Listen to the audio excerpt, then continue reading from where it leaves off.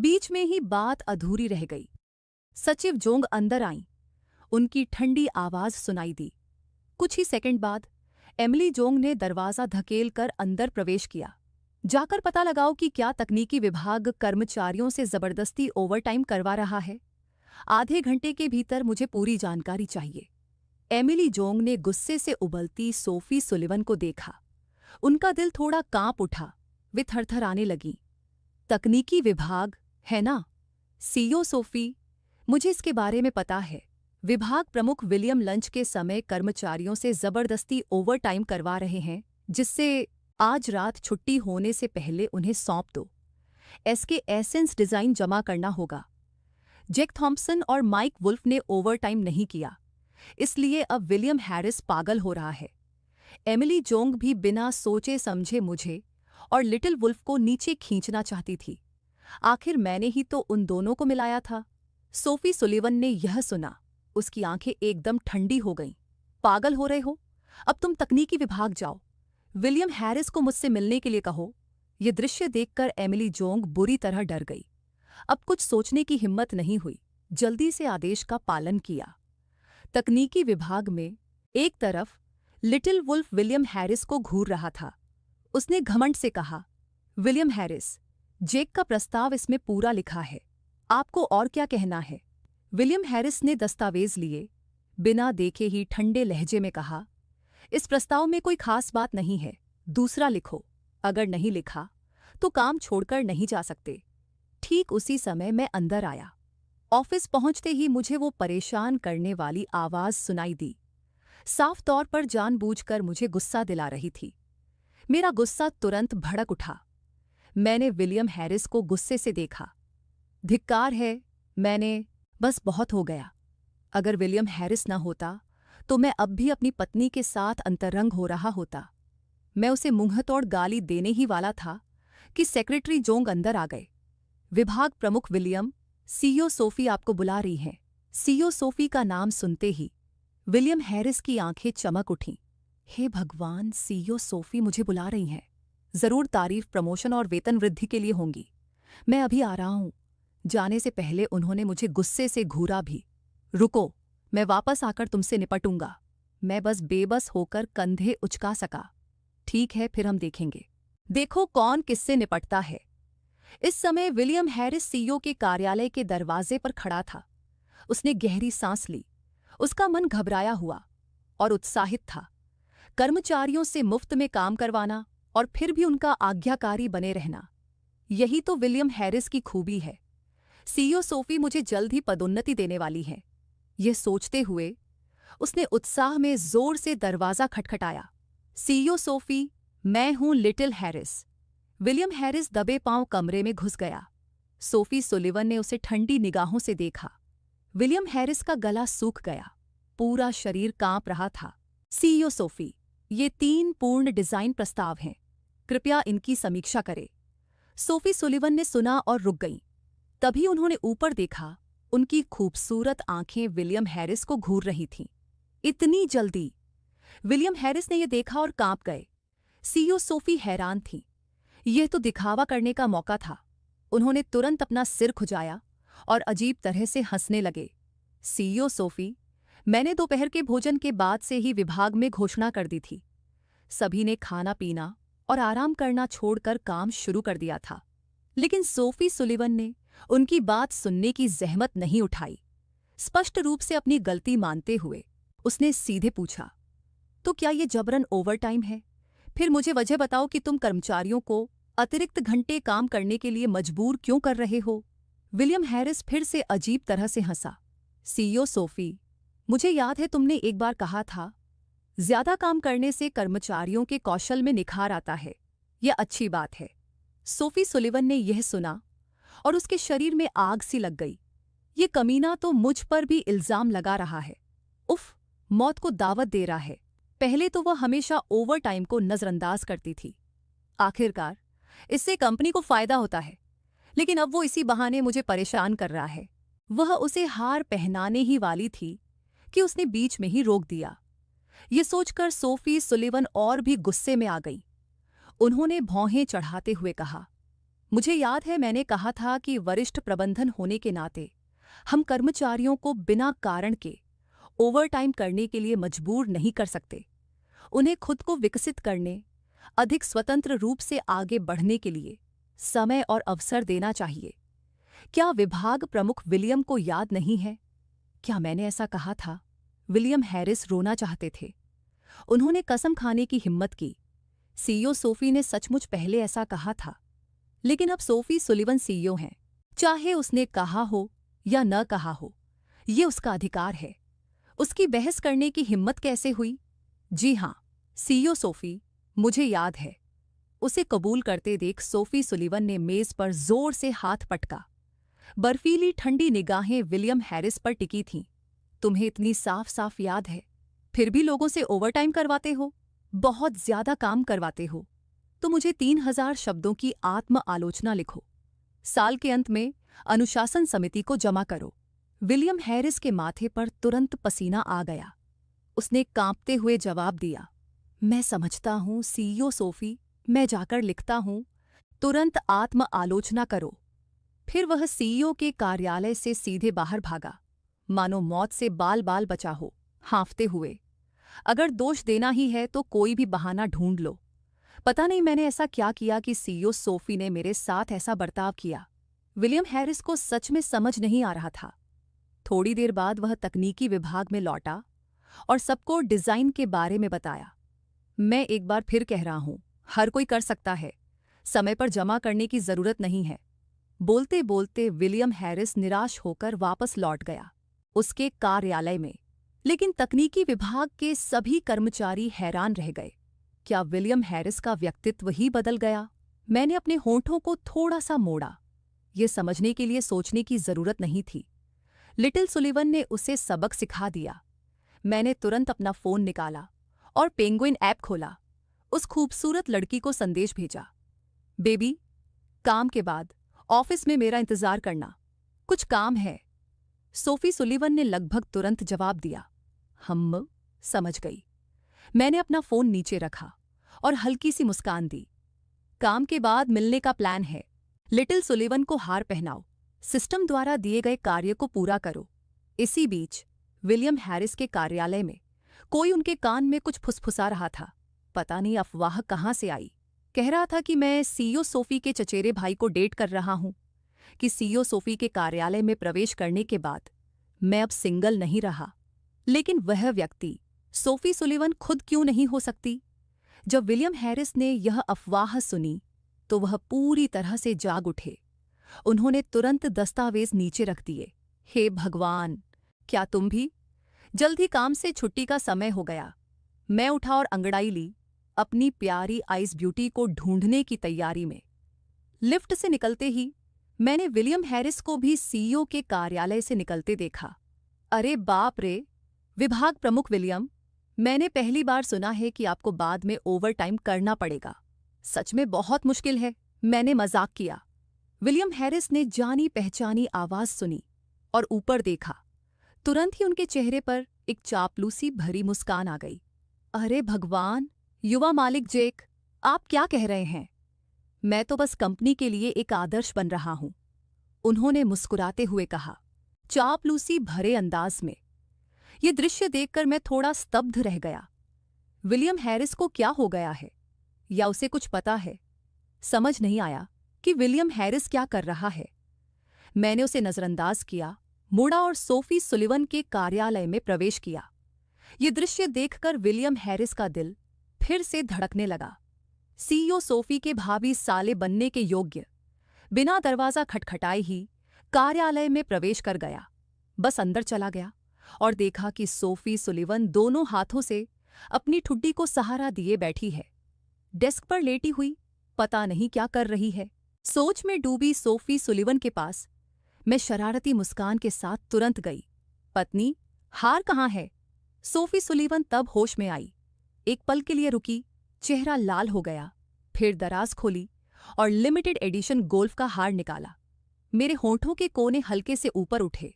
मैंने हार उठाया और उसे खोलकर उसे चिढ़ाते हुए देखा। फिर शरारती मुस्कान के साथ बोली, लंच पर मैं खुद तुम्हें पहनाने वाली थी, अफसोस उन लोगों ने बीच में दखल दे दिया। अभी भी देर नहीं हुई है, इसकी भरपाई कर लो। ये सुनकर सोफी सुलिवन मन ही मन बहुत खुश हुई। उसने हल्के से अपने होंठ दबाए और सहमति में धीरे से गुनगुनाया, इधर आओ। मुड़कर देखा तो ये हार वाकई काफी जटिल है। मैंने कुछ बुदबुदाया और फिर सोफी सुलिवन के कंधों पर हाथ रख दिया। अगले ही पल उसका पूरा शरीर थोड़ा कांप उठा। ये पहली बार था जब किसी पुरुष ने उसके कंधों को इस तरह छुआ था। वाह, यह हार तो मेरी पत्नी के लिए ही बना लगता है। मैंने अपनी भौहें उठाईं और मुस्कुराया। सोफी ने देखा कि मेरी निगाहें उसकी गोरी गर्दन पर टिकी हैं। सुलिवन और भी ज्यादा शर्मिंदा हो गई। दिल जोर से धड़क रहा था। सिर झुकाकर उसने धीरे से कहा, शुक्रिया पतिदेव। अपने सामने खड़ी उस शर्मीली हसीना को देखकर मेरा मन कुछ और करने का कर रहा था, लेकिन जल्दबाजी करने से डर रहा था। साथ ही खुद पर काबू न रख पाने का भी डर था। मुझे थोड़ी देर के लिए पीछे हटना पड़ा। ठीक है, मैं पहले चलता हूं, कल मिलते हैं मेरी जान। मैंने इतना कहकर जाने ही वाला था कि अचानक सोफी सुलिवन बोली, जेक थॉम्पसन, क्या तुम जा रहे हो? सच में जा रहे हो? कोरियन ड्रामा में ऐसा नहीं होता। ऐसे ही बाहर निकलो। अगले ही पल उसका चेहरा फिर से लाल हो गया और शर्माते हुए पूछा, जेक थॉम्पसन, क्या आपको घर जाने की जल्दी है? क्या कुछ गड़बड़ है? मैंने उसके सवाल में छिपा अर्थ समझ लिया। एक गहरी सांस ली, फिर शरारती अंदाज में अपनी भौहें ऊपर उठाईं। अरे पत्नी, क्या तुम्हें कुछ हुआ है? तुम्हारा चेहरा इतना संदिग्ध क्यों लग रहा है? अब और बर्दाश्त नहीं कर सकता। छोटी सुलिवन, क्या तुम चाहती हो कि मैं तुम्हारे साथ कुछ करूं? मैंने सोचा और अंदाजा लगाया। सोफी सुलिवन तुरंत खड़ी हो गई। बस एक छोटी सी बात, ज्यादा कुछ नहीं लगेगा, तुम्हारे समय के लिए। फिर उसने धीरे से अपनी बाहें फैलाईं, मुझे गले लगाया और शर्माते हुए अपना सिर मेरी छाती में छिपा लिया। बस एक गले लगना चाहती थी। असल में सोफी सुलिवन इसके बारे में सोच रही थी। चुंबन नहीं कर सकते? आखिर हम एक दूसरे को सिर्फ एक दिन से जानते हैं। सीमा से बाहर कुछ भी करना तो और भी मुश्किल है, इसलिए अंत में गले लगना ही बेहतर समझा। मेरे शरीर पर हल्की खुशबू महसूस करते हुए सोफी सुलिवन को अजीब तरह से तसल्ली मिली। ठीक है, अब तुम जा सकते हो मेरे छोटे प्रेमी। मैंने अपना सिर खुजाया और गहरी सांस ली। पत्नी, तो तुमने यही सोचा था इतने लंबे समय तक सिर्फ मेरा थोड़ा सा फायदा उठाने के लिए? ये सुनकर सोफी सुलिवन चौंक गई। तस्क, फायदा उठाना आपसी होना चाहिए। कहीं ऐसा तो नहीं कि तुमसे गले मिलना तुम्हें खुशी नहीं देता? ठीक है, तो मैं सच में जा रही हूं। लेकिन ऑफिस से निकलते ही मुझे पछतावा होने लगा। वह गले मिलना बहुत छोटा था, कुछ महसूस भी नहीं हुआ। ऑफिस से निकलते ही मैं हैरान थी। डेटिंग का पहला दिन और बर्फ जैसी ठंडी खूबसूरती वाली सोफी सुलिवन ने ही गले लगाने की पहल की। मेरा आकर्षण वाकई कमाल का है। अगले ही पल सिस्टम में एक हल्की सी आवाज आई। साइड मिशन पूरा हुआ। मैंने अपनी प्रेमिका को हार पहनाया। 1000 बंधन बिंदु जोड़े गए। शाम के गले लगने का रिकॉर्ड बनाया गया। 1000 बंधन बिंदु जोड़े गए। मैं भौहें चढ़ा बैठा। शाम के गले लगने का रिकॉर्ड बनाना क्या होता है? क्या इस सिस्टम ने कोई नया फंक्शन खोल दिया है? धिक्कार है, मुझे घर जाकर जल्दी से इस पर शोध करना होगा। 1 घंटे बाद सोफी सुलिवन भी अपने विला में पहुंच गई। दरवाजा खोलते हुए उसका चेहरा अवर्णनीय खुशी से भरा हुआ था। मुझे लगा कि वहां एक घर में चोर घुस आया। पता चला कि मम्मी पापा की नन्ही राजकुमारी घर लौट आई है। ऐसा बहुत कम ही होता है। आखिरकार काम छोड़कर घर आकर अपने माता पिता से मिलने का मन बना रही है। एक अधेड़ उम्र का आदमी जल्दी से पहली मंजिल के हॉल में भागा। उसका चेहरा उत्साह से भरा था और वह मुस्कुरा रहा था। वाह, बहुत बढ़िया, इधर आओ और देखो, पापा तुम्हारे लिए आज एक छोटा सा तोहफा लाए हैं। सोफी सुलिवन थोड़ी हैरान हुई, फिर थॉमस सुलिवन के पीछे पीछे स्टडी रूम में चली गई। हे सुलिवन, इसे खोलकर देखो। सोफी सुलिवन ने थॉमस से छोटा सा डिब्बा ले लिया। सुलिवन ने अपना हाथ खोलकर देखा। अरे वाह, ये तो ग्रो का ही हार है। क्या संयोग है। तभी थॉमस सुलिवन ने ध्यान दिया कि उनकी बेटी के गले में पहले से ही एक हार है। असल में वो इस हार का बहाना बनाकर अपनी बेटी को बॉयफ्रेंड ढूंढने की सलाह देना चाहते थे। लगता है उनकी योजना को भांप लिया गया। सोफी सुलिवन ने अपने पिता की निगाहें देखीं और शांत भाव से बोली, एक दोस्त ने दिया है, ये भी ग्रो का ही है, बॉयफ्रेंड भी तो दोस्त ही होता है, गलत नहीं है। पापा, मम्मी को दे दीजिए। इतना कहकर वो मुड़ी और चली गई। पढ़ाई। ये देखकर थॉमस सुलिवन चौंक गए। क्या उनकी बेटी सचमुच प्यार में पड़ गई है? उन्होंने गहरी सांस ली, फिर रसोई की ओर दौड़े। हनी, इधर आओ, बड़ी खबर है। कई अटकलें लगाने के बाद थॉमस सुलिवन अपनी पत्नी को भी सचेत करने में सफल रहे। बाद में रात के खाने के दौरान कैसा रहेगा, मैं थोड़ा धीरे से पूछती हूँ, मैरीली ने धीरे से सुझाव दिया। थॉमस सुलिवन ने यह सुना और प्रशंसा में अंगूठा ऊपर किया। इस बीच गार्डन रेजिडेंस अपार्टमेंट्स पहुंचने के बाद मैंने पूरा आधा घंटा बिताया और आखिरकार सिस्टम के हग चेक इन फंक्शन को समझना। अगर सुबह, दोपहर और रात को सोलमेट को गले लगाते हैं तो हमें एक्स्ट्रा बाइंडिंग पॉइंट्स मिलेंगे। धत तेरे की, क्या ये मुझे ठीक से डेटिंग करने के लिए मजबूर नहीं कर रहा है? इसके बाद मुझे अचानक याद आया कि मेरे पास अभी भी 2000 बाइंडिंग पॉइंट्स बचे हैं, तो मैंने तुरंत लॉटरी खोली। डिंग! होस्ट के लिए लॉटरी निकली। बधाई हो, होस्ट को 1 लाख सॉफ्ट करेंसी मिली। बधाई हो, होस्ट को एडवांस्ड पियानो मास्टर स्किल मिली। इनाम देखकर मेरा चेहरा उतर गया। इस बेकार पियानो का क्या फायदा? कौशल, इन सभी संचयी चीजों को बनाना। मैंने इस बारे में और सोचना बंद कर दिया। अपना फोन निकाला और पेंगुइन ऐप खोला। सोफी सुलिवन को एक संदेश भेजा, क्या तुमने खाना खा लिया है? अगले ही पल सिस्टम ने सूचना दी। डिंग! होस्ट ने शाम की देखभाल के लिए एक बार चेक इन किया है। Binding points plus 500। मैं थोड़ा मुस्कुराया। एक वाक्य से 500 पॉइंट्स, सुबह, दोपहर और रात मिलाकर 1500 पॉइंट्स, साथ ही सुबह, दोपहर और शाम की शुभकामनाएं, कुल मिलाकर 4500 पॉइंट्स। जब भी फुर्सत मिले कुछ साइड मिशन करो।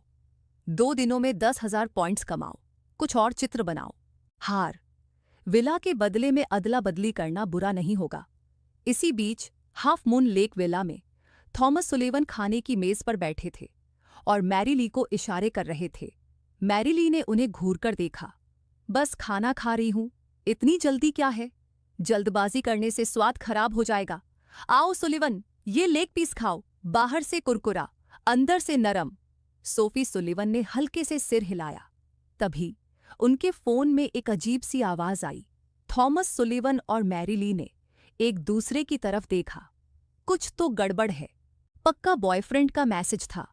उन्होंने देखा कि सोफी सुलिवन ने अपनी चॉपस्टिक नीचे रखी और अपना फोन उठाया। वह आवाज उसके द्वारा मेरे लिए सेट किए गए खास मोड की थी, जो यह संकेत दे रही थी कि मैंने उसे मैसेज किया है। मैसेज देखकर उसके होंठों के कोने हल्के से मुड़ गए। उसके दिल में उमड़ती भावनाओं को वह रोक नहीं पाई। एक ही दिन में अचानक इस तरह प्यार मिलना वाकई मदहोश कर देने वाला होता है। आज रात के आलिंगन के बारे में सोचते हुए सोफी सुलिवन का चेहरा और लाल हो गया। उसने जल्दी से मैसेज का जवाब दिया, फिर चुपके से ऊपर देखा और थॉमस सुलिवन की निगाहों से उसकी नजरें मिलीं। मैरीली! 2 निगाहें शिकार का पीछा करते बाघों जैसी थीं। ये देखकर सोफी सुलिवन के मन में कई सवाल उठे। थोड़ी घबराई हुई। उसने जल्दी से समझाया, मेरी दोस्त को कुछ हो गया था, कुछ नहीं है। इतना कहकर उसने फोन को मेज पर उल्टा रख दिया, जैसे कुछ हुआ ही न हो, और चॉपस्टिक उठाकर एक और चिकन लेग पीस उठा लिया। मम्मी, ये चिकन लेग पीस बहुत स्वादिष्ट है। थॉमस सुलिवन और मैरीली एक साथ दंग रह गए। उनकी बेटी बस मुस्कुराई और शर्मा गई। ये पहली बार था जब सोफी सुलिवन खाना खाते हुए उसने किसी और के संदेश का जवाब भी दिया। सबसे महत्वपूर्ण बात यह है कि उसने विस्तार से समझाया भी। ये सभी अजीब बातें केवल एक ही बात साबित करती हैं। थॉमस सुलिवन और मैरीली ने एक दूसरे को देखा। उनकी आंखों में खुशी साफ झलक रही थी। उनकी बेटी को आखिरकार एक बॉयफ्रेंड मिल गया। इसी बीच गार्डन रेजिडेंस अपार्टमेंट्स में मैंने सोफी सुलिवन के जवाब पर एक नज़र डाली। उसके होंठों के कोने हल्के से मुड़े हुए थे। खाना खा रही हूं, माता पिता भी यहाँ हैं, बाद में बात करते हैं। अपने होने वाले ससुराल वालों के बारे में सोचते हुए मुझे एक अजीब सी बेचैनी महसूस हुई। फिर से सिर दर्द हुआ, गहरी सांस ली, लेकिन मुझे लगा कि मेरी माँ बीमार है। नन्हे सुलिवन के लिए ऐसी सास का होना वाकई आसान नहीं है। मैंने जवाब में मैसेज किया, मैं गेम खेलने जा रही हूँ। ओह, ये रहा मेरा बनाया हुआ डिज़ाइन। विलियम हैरिस ने इसे आज मुझे सबमिट नहीं किया। जब तुम फ्री हो जाओ तो इसे देखने में मेरी मदद करना। दूसरी तरफ सोफी सुलिवन खाना खाने के बाद अपने बेडरूम में चली गई। मेरा मैसेज देखकर उसने पेंगुइन पर अपना ऑनलाइन स्टेटस देखा।